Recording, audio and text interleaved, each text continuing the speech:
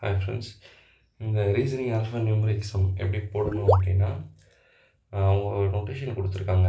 Mat equal to 260, HAT equal to 160 என்றால் Sun என்பது எதனை குறிக்கும் அப்படின்னு கேட்குறாங்க.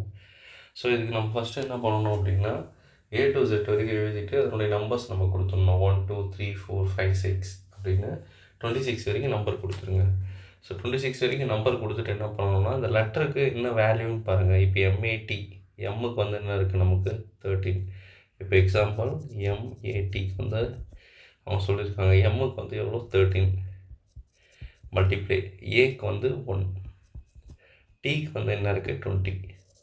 இப்போ இந்த மூணுத்தையும் நீங்கள் மல்டிப்ளை பண்ணி பார்த்தீங்கன்னா 13 மல்டிப்ளை 1 மல்டிப்ளை 20 போட்டிங்கன்னா 260 வரும். அவங்க கொடுத்த கண்டிஷன் சாட்டிஸ்ஃபை ஆகுது நமக்கு. அதே மாதிரி செகண்டும் நம்ம செக் பண்ணிடலாம். HAT ஈக்குவல் டு 160 அதையும் போட்டு பார்க்கலாம். HAT ஈக்குவல் டு ஹெச்சுக்கு எவ்வளோ வேல்யூ 8, ஏக்கு வேல்யூ வந்து 1, டிக்கு வந்து ஆல்ரெடி இருக்குது 20.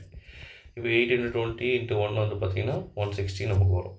அப்போ இது வந்து நம்ம இந்த கொடுத்துருக்கிற அவங்களுடைய க்ளூ வந்து கண்டுபிடிச்சிட்டோம். அப்போ சன்னுக்கு வந்து என்னன்னு நம்ம கண்டுபிடிக்கணும். இப்போ SUN சன்னுக்கு வந்து என்ன லெட்டர் இருக்குது, எஸ்ஸுக்கு வந்து எவ்வளோ 19 மல்டிப்ளை, யூக்கு வந்து என்ன 21, அடுத்து எண்ணுக்கு என்ன 14.